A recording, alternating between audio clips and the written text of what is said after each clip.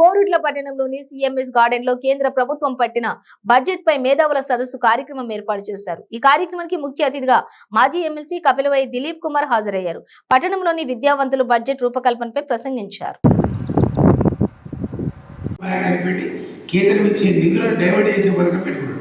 మొన్న పనికి ఆహార పథకం కింద 250 crores మిస్యూజ్ చేసినాం, డైవర్ట్ చేసినాం. మా డబ్బులు మా కేంద్రం నోటీస్ ఇచ్చింది. ఒకటే లొల్లి అందరు మా కేంద్రం నోటీస్ ఇచ్చింది, కేంద్రం నోటీస్ ఇచ్చింది, ఇంతగా అన్యాయం ఉందా, బాగా కర్ణాటక ఉంది. ఏం చేసిండు 150 కోట్లు అంటే రైతు వేదికలు కట్టుకున్నాడు.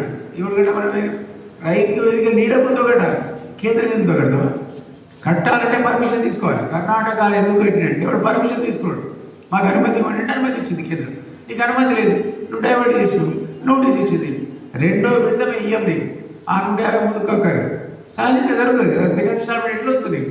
సో ఇవన్నీ మిస్లీడ్స్, ఫైనాన్షియల్ మిస్ మేనేజ్మెంట్. అందుకే వచ్చే నిధులు కూడా డైవర్ట్ చేయడం, వేరే వాటికి వాడుకోవడం, ఇది జరుగుతాం.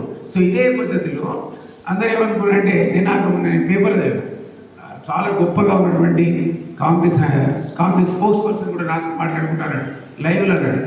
నేను మామూలుగా అప్పుడప్పుడు టీవీ డిబేట్స్లో పార్టిసిపేట్ అవుతూ ఉంటాను, మీరు కొంతమంది చూసుంటారు. ఆ డిబేట్లు ఏమన్నాయంటే అన్న గతంలో 73,000 కోట్లు దానికి ఏది పనికి ఆహార పథకం కింద కేంద్రం ఇచ్చింది, కోత పెట్టి 60,000 కోట్లే ఇచ్చినారు. నిజమే, 60,000 కోట్లే ఇచ్చింది. కానీ ఆ స్కీమ్ యొక్క బ్యూటీ ఏంటంటే దట్ ఈస్ డిమాండ్ డ్రివెన్. అంటే నీకు ఎంత డిమాండ్ ఉంటే అంత ఇవ్వాల్సిందే. బడ్జెట్తో ఊరికే నేమ్ సేమ్ మెన్షన్ చేస్తారు. అంతకుముందు సంవత్సరం 73,000 కోట్లు కేటాయించిన కేంద్రం 98,000 కోట్లు కట్టింది. 98,000 కోట్లు ఎందుకు కట్టిందంటే రాష్ట్రాలన్నీ కలిసి 98,000 కోట్లు వాడుకున్నాయి. వాడి మొదలు చేసింది డిమాండ్ డ్రివెన్. ఆ అంశం ఏంటంటే డిమాండ్ డ్రివెన్. ఎంత డిమాండ్ అని ఇస్తారు. ఇప్పుడు 60,000 కోట్లు పెట్టి రేపు పొద్దున రాష్ట్రాలని కలిసి 120 lakh ఖర్చు పెట్టి అనుకోండి, కేంద్రం చచ్చినట్టు 120 lakh crores ఇవ్వాల్సింది. కాబట్టి అంశంలో 60,000 కోట్లు ఇచ్చింది కేంద్రం, తగ్గించింది పనికి ఆహార పథకం తప్పు.